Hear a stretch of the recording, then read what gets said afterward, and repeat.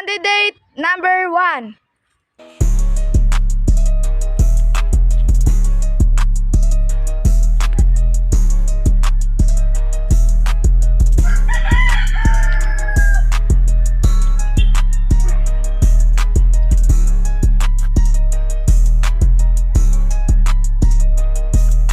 Candidate number 2.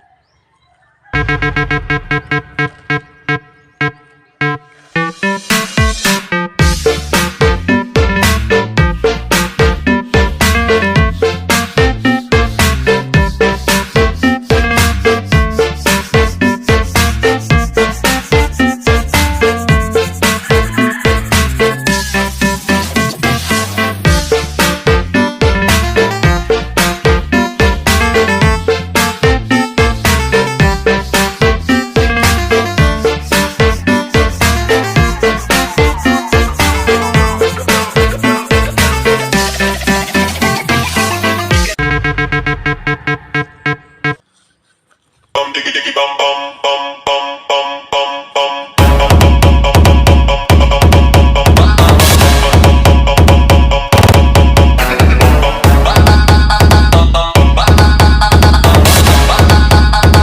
bum diggy diggy bum bum.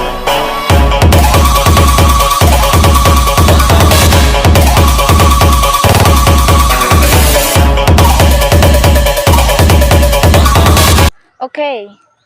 Ngayon, question and answer. Kung ikaw ay magiging kapitan sa barangay na to, at ano ang gagawin mo? Kung ako magiging kapitan, tutulungan ko ang mga walang mga tubig dito sa ating barangay at aking sila hanapan ng tulong para mayroon silang tubig dito. Ikaw naman candidate number 2. Kung ikaw ay magiging mayor sa barangay na ito, anong gagawin mo? Akin tutulungan ang mga ibang hindi ang walang pera, kaya ako naman ang mayor dito sa ating barangay. Tapos, ang mga bata dito sa ating barangay, papamigyan natin ng mga pagkain at bigyan din natin sila ng pera. Yun. Okay, candidate number 1.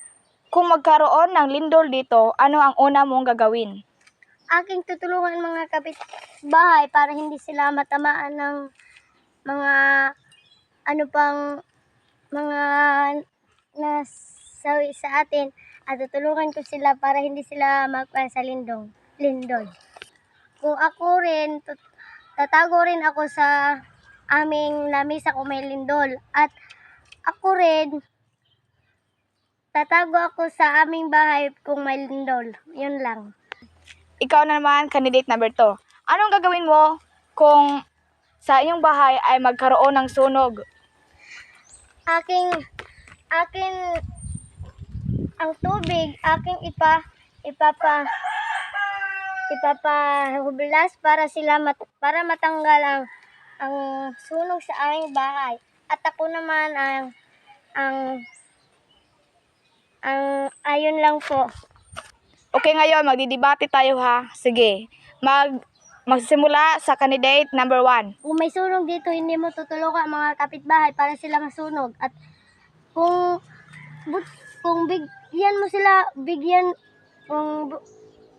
kunyari may sunog sa inyo, hindi mo ba tulungan yung pamilya nyo para maapi sila?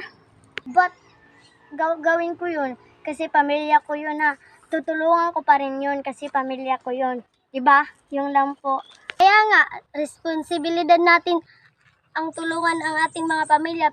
Pero ang uunahin ko ang aking sarili para hindi ako masunog. Kasi ang importante sa'yo yung sarili mo. Ang sa akin, ang pamilya ko kasi importante sila sa buhay ko. Yun lang po. Salamat. Ang nanalo sa debate ay ang candidate number 2.